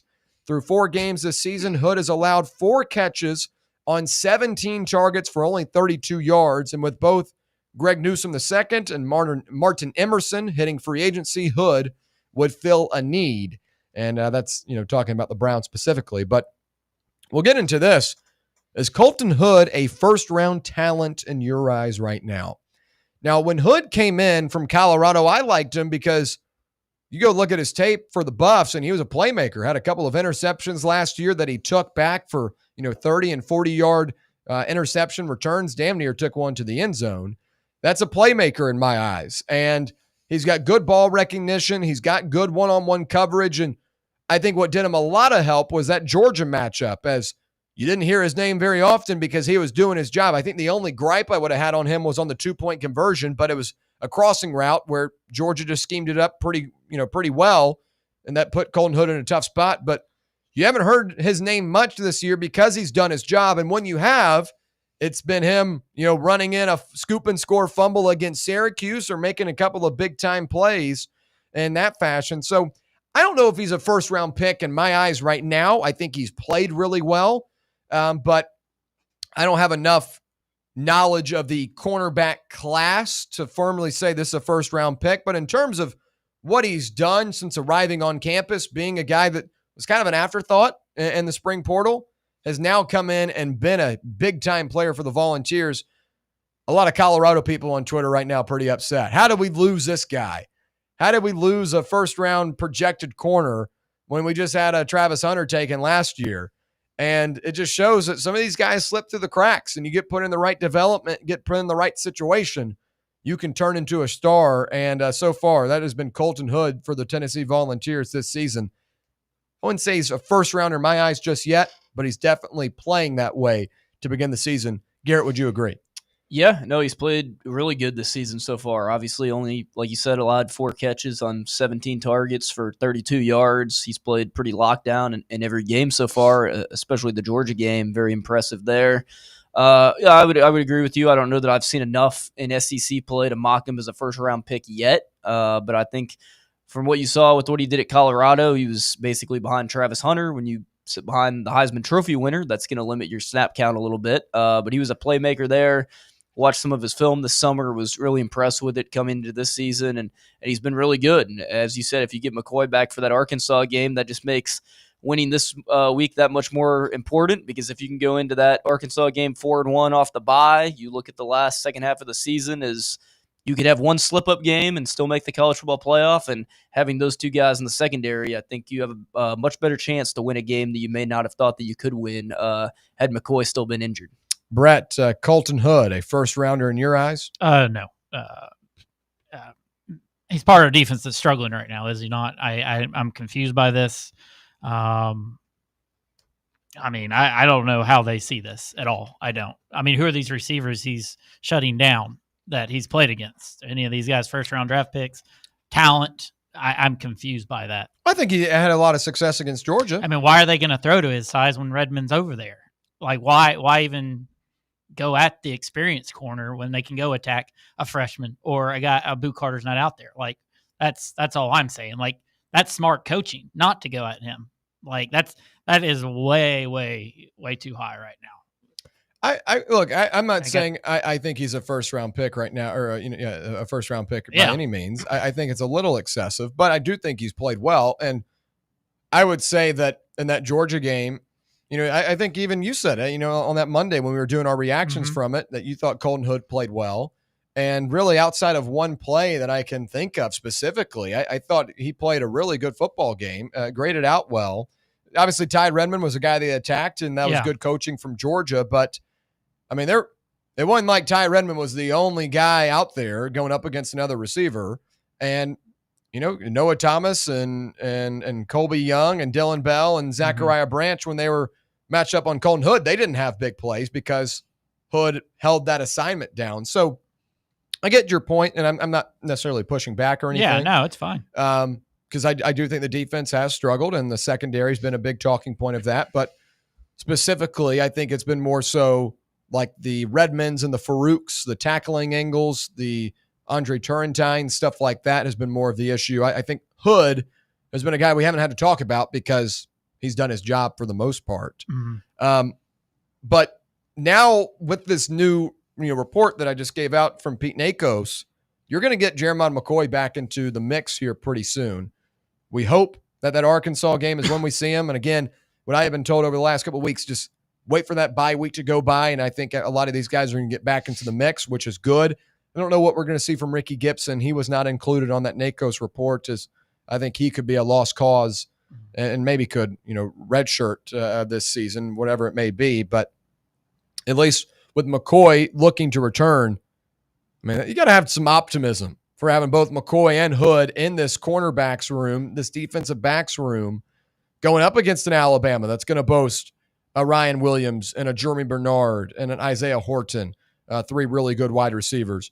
Now you've got guys that can win. I mean, we saw Jeremiah McCoy last year, a guy that transferred in from Oregon State, hold his own against a wide receiver in Ryan Williams that just went, berserk a couple of weeks before against Georgia.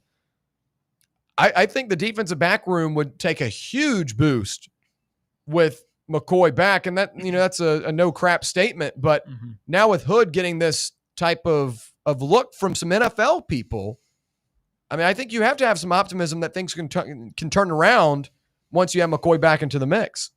Yeah, no, I think definitely. But as you said, I would agree. Turrentine, Farouk, they have to be better because if they're not better, then the one-on-one corner matchups, and Boo's a factor in this too. Are you going to see Boo get as many snaps as he did against UAB, where he was able to make that big of an impact, or is it going to be like Georgia, where he hardly played on the defensive side of the ball? I think that's a big. If you have Boo playing a lot and you have your 2 lockdown corners and you have improvements from Farouk and Turrentine, then I think you see the secondary make a step. But McCoy is obviously huge for him to come back because he's one of the best corners, if not the best cornerback in the country. But you still have to have production from other guys on the defense. Brett, would you agree there? Oh yeah, absolutely. And then we'll really find out how good Colton Hood is, because then they're going to start attacking him. So yeah, I mean, anytime you get an All-American first-round draft pick, I don't think he has to play another snap and he's going to be the first corner off the board. I mean, it was almost, so I just want to make sure he's fully healthy and doesn't affect anything for his future as well. But yeah, I mean, anytime you get somebody like that back, it's going to change your whole football team, and they're just going to be through the roof. It's just going to give a morale boost to everybody involved to have number 7 out on the field. So, well, you bring up an interesting point talking about McCoy. Even if he doesn't play this year, he'd probably be the first guy taken off the board should he return. Is it a smart move for McCoy to come back this year? I think he's taken a lot of time to recover fully. I think that was one of the things that was talked about this offseason. Originally, when the injury happened, they said he should be ready to go by kickoff. Obviously, that's well past. But I feel like they've taken this seriously, and now when he does return, he's going to be it'd be October 11th. Is that an Arkansas game? And that incident in January, it'd be around 10 months, 9-10 months. It'd be more than 9. It'd be closer, 9.5, 10 months. And that's usually the timetable. Yeah.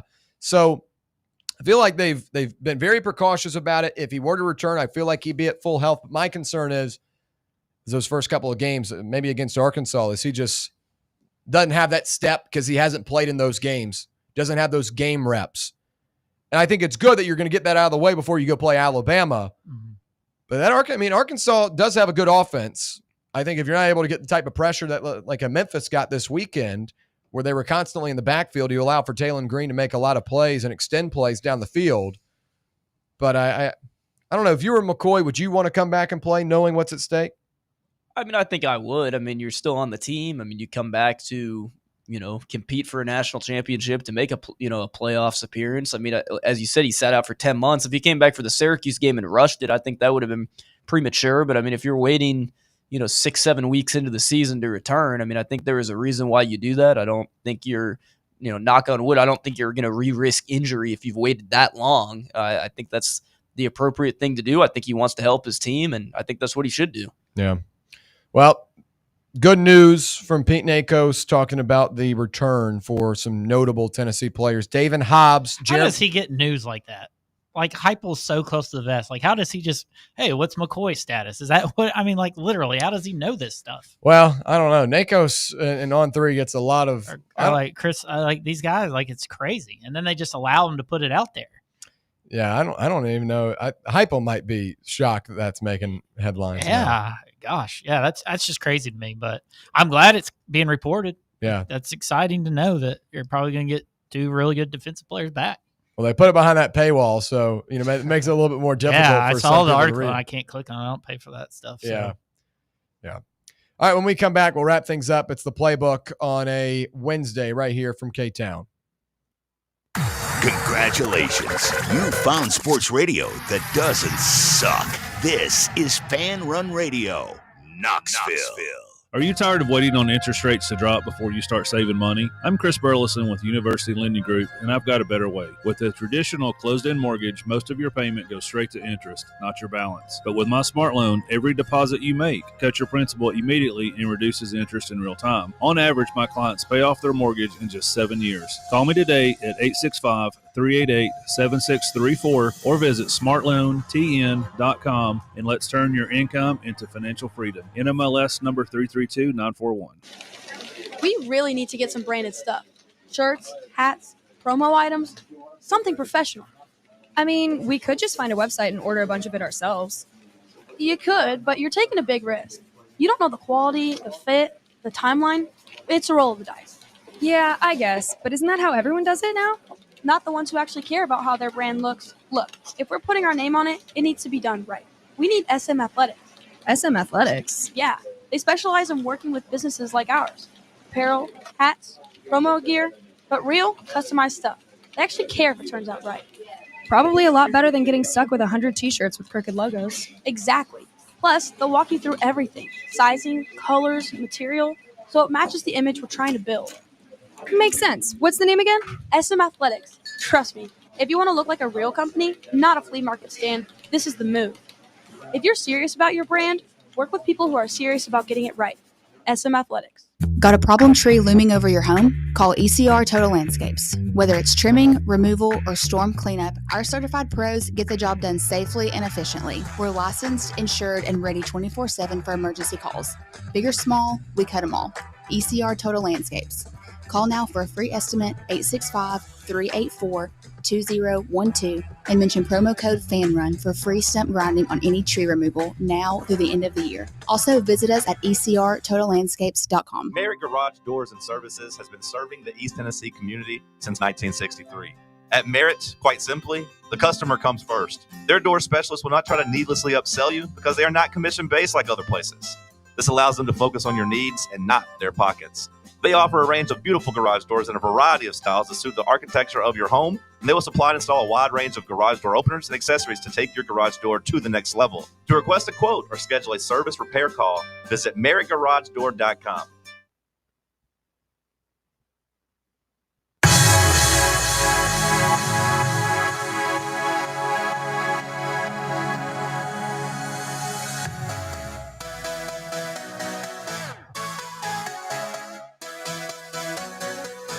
All right, final thoughts on this Wednesday edition of the Playbook presented by VIP Play. We appreciate you hanging out with us. The Drive with Russell Smith, Bob Baskerville, The Bear, and Walker Smith coming up next right here on Fan Run Radio. Rounding things out, obviously it's a whiteout this weekend for Mississippi State. They're wearing their throwback white uniform, something of that nature. Been a lot of talk about what Tennessee should wear. So I was going to pose that today for our final thoughts. Does Tennessee go all orange? The orange jerseys, the orange breeches, the orange helmets. We haven't seen those orange helmets since Tennessee's last time. I guess last time against a maroon school on the road, per se, up against South Carolina, where you wore the orange lids in 2022. Obviously did not go your way on that one, but what uniform are you looking for this week for Tennessee? I think just the orange and white pants would be a good look. Don't try to get too cute. But a lot of people online are really wanting the all orange to go into effect. I don't know how that would look. Garrett, what do you want to see? I think we're going to do the all orange. The other team has to do all of theirs, and you got to color rush it. I think it would look horrible to go all orange. I think the white bottoms and the orange top would be the way to go for this one. Now, Brett was saying earlier he likes the all orange look. Yeah. Yeah. Is that right? Well, I mean, I don't think we're going to wear smoky gray. We already said we're going to wear those this season, right? Yes. In a game. So, Smoky, it seems like yeah, that's the only option. Smoky gray will be worn against New Mexico State. That's going to be the salute to service and those uniforms. Yeah, because you were, because LSU in 22 wore white, and so we wore smoky gray down there. Exactly what I was going to say. And so, your options are really limited now. So, it's got to be orange in some capacity, I would imagine. Yeah. Well, I always look at the Vol football, Twitter and social media accounts because they always kind of hint at it. And this week they put out a player of they do these comic kind of graphics. I don't know if you've seen them, but they put an orange jersey, white pants as the player this week. And they usually kind of forecast what will be the road uniform in that teaser. Jackson, what do you want to see? Do you want to, what kind of uniform combo do you want? Well, if I had my choice, it'd be orange helmets, orange jerseys, and orange pants. Wow. I don't buy any stock that the orange helmets caused us to lose to South Carolina. Yeah. And if you believe that, it's time to get real. But as far as I know, the orange helmets are gone, which is really kind of disappointing. But, as long as we wear orange jerseys, don't do something stupid like white against white. I know they won't do that, but I wish Mississippi State was just wearing their home colors. Yeah. I wanted to see the Stormtroopers. The all white. Yeah. All white's clean. All white's nice, or even some white jerseys with some orange breeches. I'm kind of mad at Mississippi State because it's not even a night game. Yeah, 4:15 kickoff, 3:15 local time in and Starkville on Saturday. Putting up some show like your Penn State. That's kind of ridiculous. I will say, I'm going to push back on something you said, Jackson. I am not a fan of the white tops and orange breeches. I don't like it. Either wear all white or don't. Yeah, I think I would agree. I think the orange, I don't know. We wore the white tops and the orange bottoms against Georgia in 22. And I sat through that whole game in the pouring rain. Maybe that I've got bad PTSD from it, but I just don't think it's as clean either. I was going to say, to argue that, my fondest memory of the orange breeches is, I believe it was 2019, the goal line stand versus Kentucky to win that game. Yeah. We had the orange breeches on in that game, and just the 2019 season was that was a tough season, and that win versus Kentucky just really was like, wow, we've come full circle in that season. And they had the orange breeches on. So ever since then, I've been a huge fan of the orange pants. Yeah.